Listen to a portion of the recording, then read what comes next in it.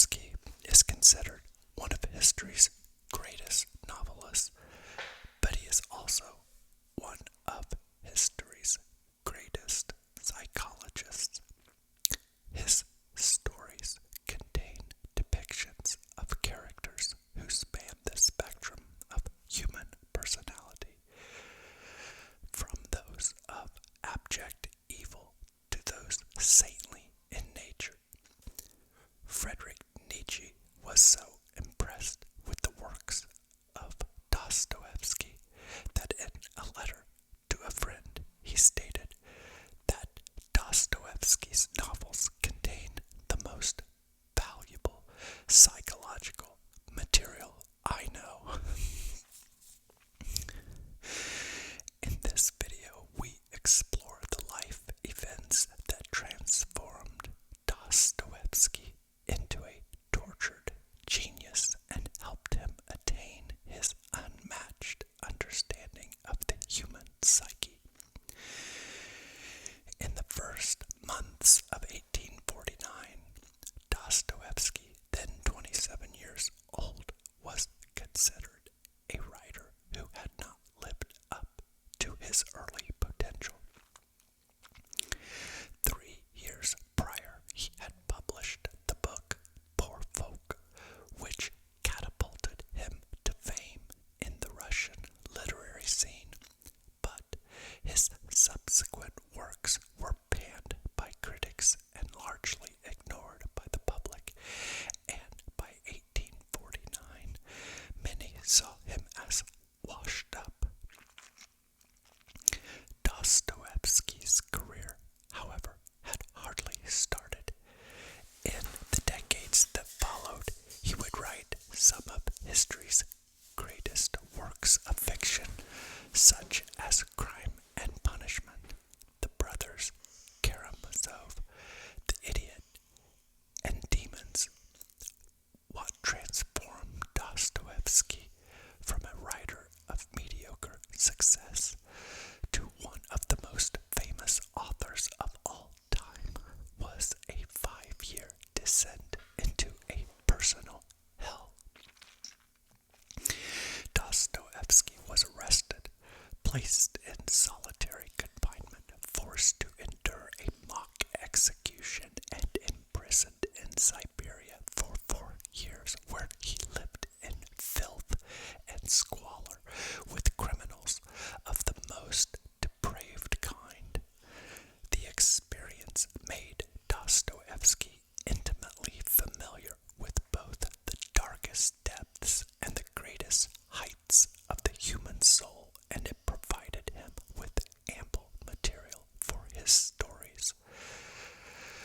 The cause of Dostoevsky's 5 years of misfortune began with his decision to join the Petrashevsky Circle, a weekly social gathering named after its host.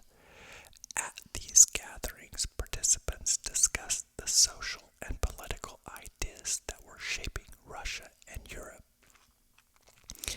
By 1848, the number of people who attended the circle grew, and it morphed into a sort of debate club. Dostoevsky, as a pathologically shy and socially awkward individual, spent more time listening to other people debating than actively participating, or, as he stated regarding his participation in the group, "I am far from being a loudmouth, and everybody who knows me will say the same. I do not like to speak noisily and lengthily,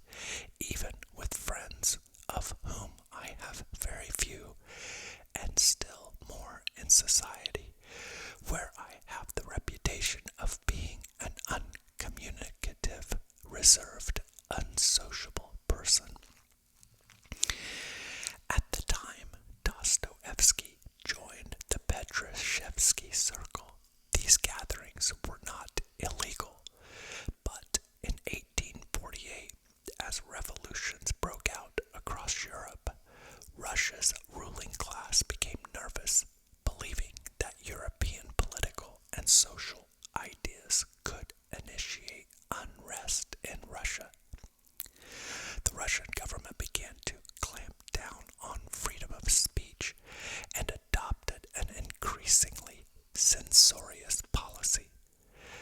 The Petrashevsky Circle was infiltrated by the secret police, and in April of 1849, members of the group were rounded up and arrested. Dostoevsky was taken from his home in the middle of the night and locked away in the Peter and Paul fortress, where he was held in solitary confinement for 6 months, awaiting sentence. When I found myself in the fortress, I thought that the end had come and that I would not last 3 days. Dostoevsky, however, quickly learned that he could adapt to the horrid conditions of a 19th century maximum security prison, and he discovered that as humans we possess untapped reservoirs of energy and an unrealized capacity for resilience. Most of us do not make use of these capacities unless fate forces our hand, but when it does, we discover that we can cope with challenges that far exceed what we previously believed to be possible. Or, as Dostoevsky wrote in a letter from his prison cell, "A good disposition depends on myself alone. Man has infinite reserves of toughness and vitality. I really did not think there was so much, but now I know it from experience." In September of 1849, the Commission of Inquiry into the Petrashevsky Circle completed its investigation. They concluded that the members of the circle were, in general, notable for a spirit of opposition to the government and a desire to alter the existing state of things. Dostoevsky and 14 others were brought to Siberian Square in St. Petersburg, where their sentence was announced: death by firing squad, to be met out immediately. After hearing these words, Dostoevsky believed he was minutes away from death. In a state of shock, he turned to another of the condemned men and said, "We shall be with Christ."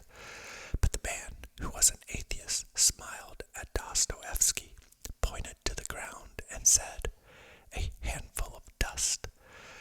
Dostoevsky then experienced what he would later in life call a mystic terror, a description of which is found in his novel The Idiot, where the character Prince Mishkin recounts a story about a man who believed he was 5 minutes away from death by execution.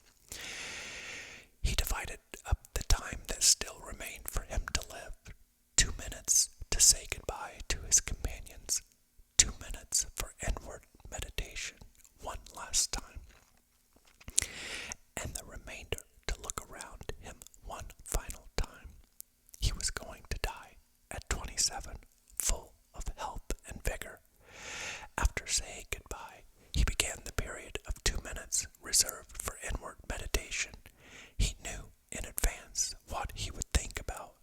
He wished to focus his attention firmly and as rapidly and clearly as possible on what was going to happen right now. He was existing and living, but in 3 minutes something would occur. Something or someone. But who? Where? Nearby rose a church whose golden cupola sparkled under a brilliant sun. He could not take his eyes away. Those rays seemed to him to be that new nature that was to be his own, and he imagined that in 3 minutes he would become part of them. His uncertainty and his reputation before the unknown, which was going to overtake him immediately, was terrible.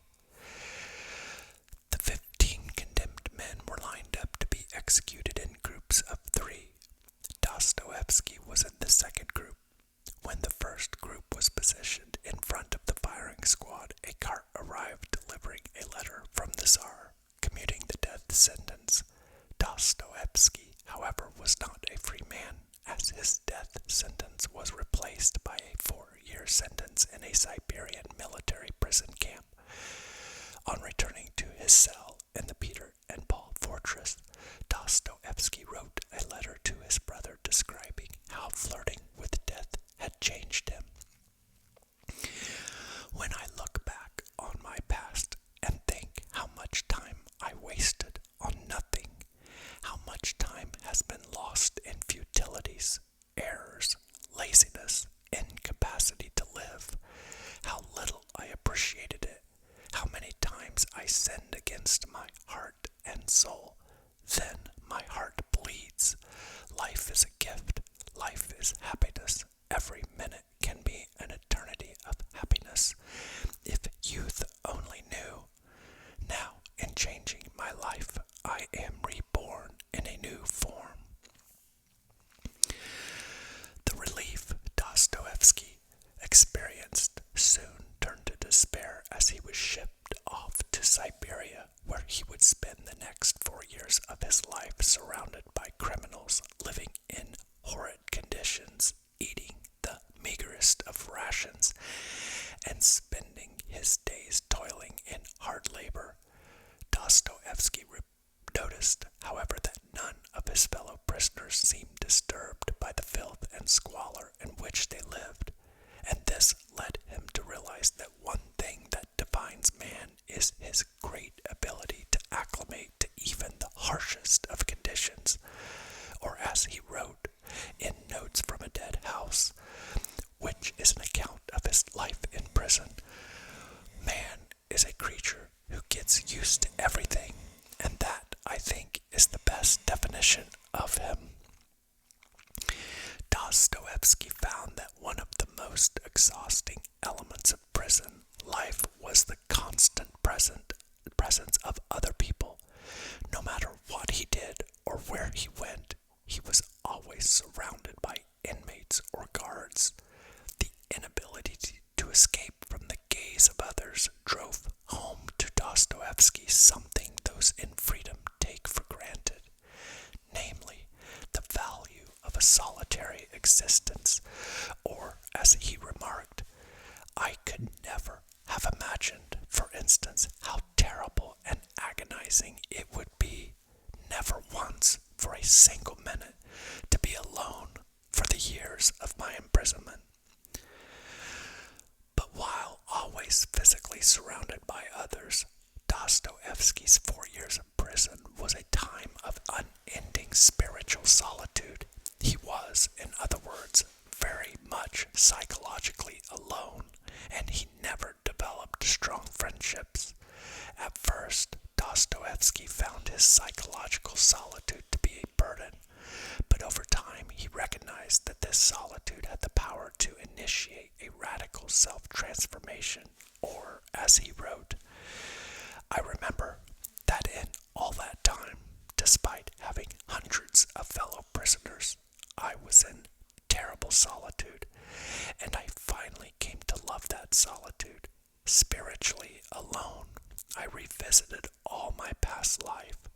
I went through everything down to the smallest detail.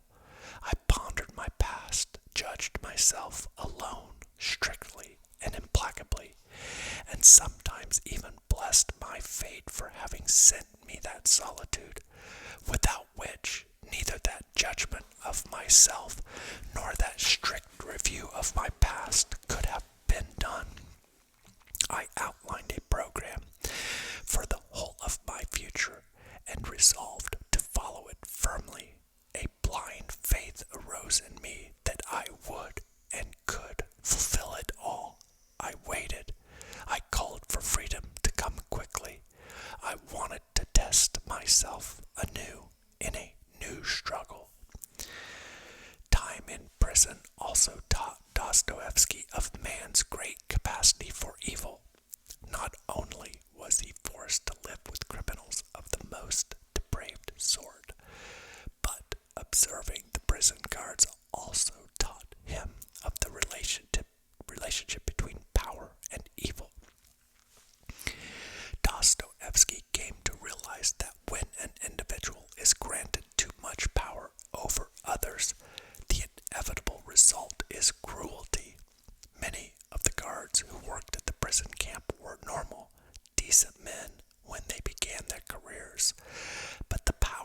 possessed over the prisoners consumed them and warped their characters. In Notes from a Dead House, Dostoevsky warned that those who are corrupted by the evil that arises from too much power and control over others rarely recover from this deformity, or as he wrote, a man who has once experienced this power, this unlimited lordship over the body, blood, and spirit of a man just like himself, a man who has experienced this power and the full possibilities of inflicting the ultimate humiliation upon another being, somehow involuntarily loses control of his sensations. Tyranny is a habit. It is endowed with development and develops finally into an illness. I stand upon this, that the best of men can, from habit, become coarse and stupefied to the point of brutality. Blood and power intoxicate. Coarseness and depravity develop. The most abnormal phenomena become accessible and finally sweet to the mind and feelings. Man and citizen perish forever in the tyrant, and the return to human dignity becomes almost impossible for him. It wasn't only the dark side of man that Dostoevsky became familiar with in prison. He was also awakened to man's boundless capacity for good. When he first entered prison, Dostoevsky despised most of his fellow prisoners and looked down upon them. He saw little of worth in these criminals, and as an educated member of the nobility, he doubted that the uneducated and often illiterate serfs he was forced to live with would have anything to teach him. This view, however, changed as over the years he learned that under the rough persona of some of these prisoners resided a greatness of character and an advanced moral integrity.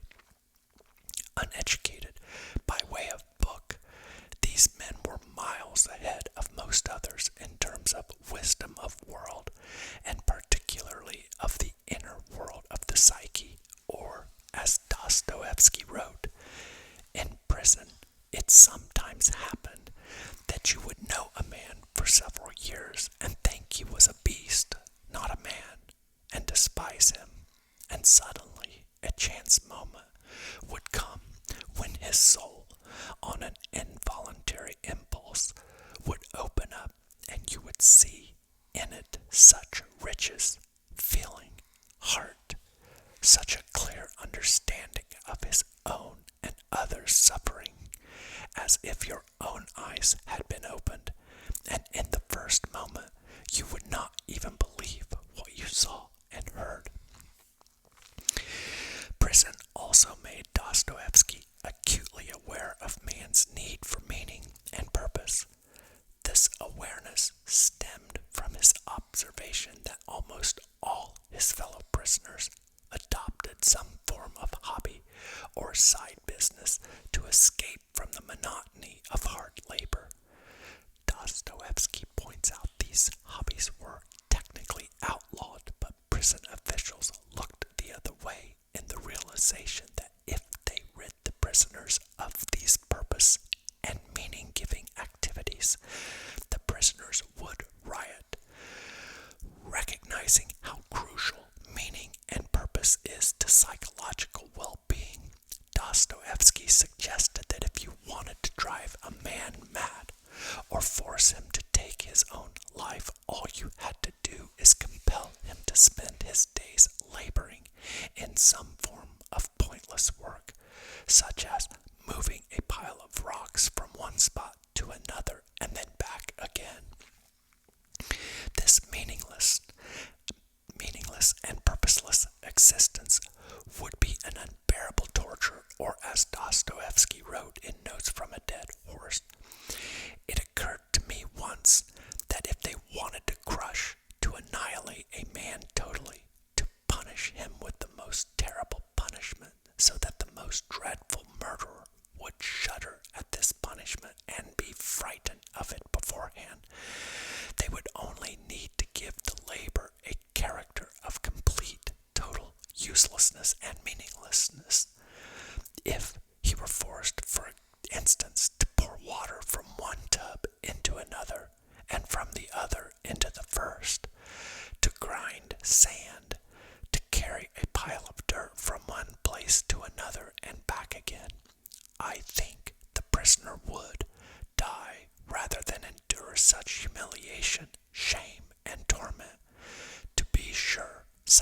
punishment would turn into torture, revenge, and would be meaningless because it would achieve no reasonable purpose. Decades later, Dostoevsky thought experiment was put into practice in a Nazi concentration camp. The prisoners of this camp worked in a factory, but the factory was destroyed by a bombing campaign. Not wanting to give the prisoners a respite from hard labor, the prison officials forced them to perform the type of meaningless work which Dostoevsky had imagined. Eugene Heimler, survivor of the concentration camp, explained how the commander of the camp ordered a few hundred of us to move sand from one end of the factory to the other, and when we had completed this task, we were ordered to move it back to the original place. At first, we thought that our guards must have made a mistake, but it soon became clear they had not. From then on, day after day, week after week, we had to carry sand to and fro, until gradually people's minds began to give way. Even those who had been working steadily in the factory before it was bombed were affected, for the work had some use and purpose, even if it was for the Germans. But in face of a completely meaningless task, people started to lose their sanity. Some went berserk and tried to run away, only to be shot by the guards. Others ran against the electrified wire fence and burnt themselves to death. Prison life also taught Dostoevsky that hope, in addition to meaning and purpose, is crucial to psychological health and integral in sustaining a man through hardship. Dostoevsky observed that prisoners who lacked any hope for a better future struggled to survive. The mental challenge of prison, and if the capacity for hope was completely destroyed, this was a sign that madness or death was not far off. For example, one of Dostoevsky's fellow inmates lost all hope in the future, and in this state of utter despair, he attacked one of the men in charge of the prison, seeing a martyr's end as better than a hopeless life. Having gone out of his mind, the Bible-reading prisoner who attacked the major with a brick was probably also one of those in despair, those whose last hope had abandoned them. And since it is impossible to live with no hope at all, he invented a way out for himself in a voluntary, almost artificial martyrdom. No living man lives without some sort of goal and striving towards it. Having lost both goal and hope, a man often turns into a monster from anguish. The hardships that Dostoevsky endured between 1849 and 1854 also taught him important lessons about nervous disorders, of which Dostoevsky had suffered immensely for most of his life.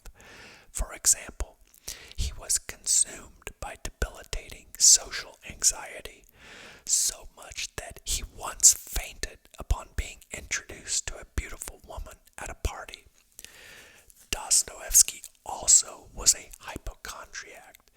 He had a neurotic fear that he would fall into a deep sleep, be mistaken for dead, and buried alive.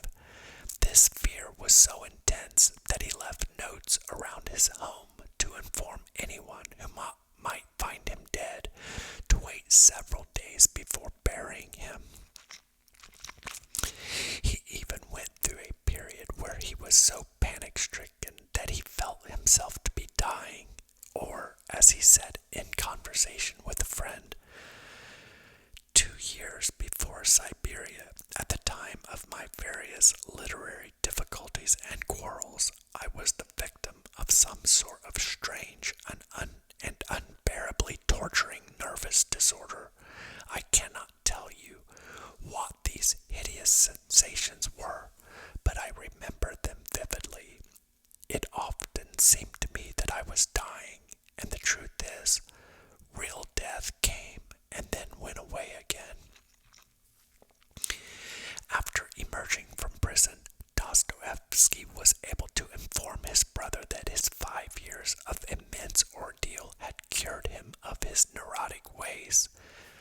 If you believe there is still anything remaining in me of that nervousness, that apprehensiveness, that tendency to suspect that I had every conceivable illness, as in Petersburg, please change your mind. There is not a trace of that, as of many other things. Above all else, what Dostoevsky's arrest, time in solitary confinement, mock execution, and a 4-year prison sentence taught him is that a man is steeled by suffering. Complete comfort and ease are a recipe for weakness and mediocrity, while those who voluntarily or forced by fate do battle with adversity rid themselves of their petty weaknesses and ascend to a greater level of their potential without enduring his 5 years of personal hell. Dostoevsky would have been incapable of writing the great works of fiction he is most famous for, and would likely have remained a neurotic man and a writer who never lived up to his potential. Pain and suffering are always inevitable for a large intelligence and a deep heart. The really great men, I think, have great sadness on earth.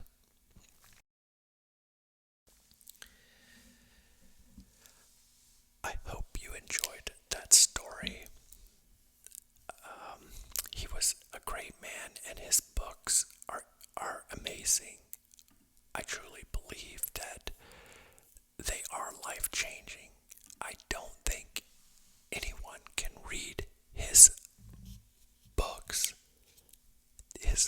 written after prison, without being a changed person. And I do believe that comfort is dangerous and that suffering does help us. I look back on some of the hardest things that I ever had to go through, and I know that they formed me into who I am. I was speaking with some of my friends on a Discord about video games and professional sports like the NBA and the NFL. And I've never really participated in any of that. I don't play video games. I don't watch sports at all. I don't go to games. I don't buy the hats. I don't support them in any way. Now, I am not condemning those that do, but my point is that by sacrificing those things, I'm able to commit that time to other things like reading or being with my animals or cleaning my home or doing a project at my house, being productive, visiting a friend, calling my mom, things that matter, and not taking part in things that really have no meaning. Think about who won the Super Bowl 10 years ago. Does anybody even care? Anybody? No, nobody cares. You think about the greatest people in history: Thomas Jefferson, Martin Luther King, Gandhi. They die, and we talk about them a little bit. Dostoevsky, right? He's gone. Yeah, he has great works. What survives is their literature, what they leave behind.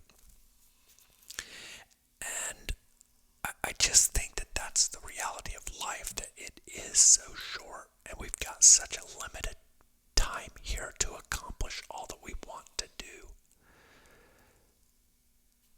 And I just think we really have to prioritize what is important to us. And I do think person, man or woman, has to take this journey, and they have to put in their suffering to get to the other side that will cure you of your diseases. And I think probably what he was going through was like his anxiety was caused by not living up to who he wanted to be. Shame.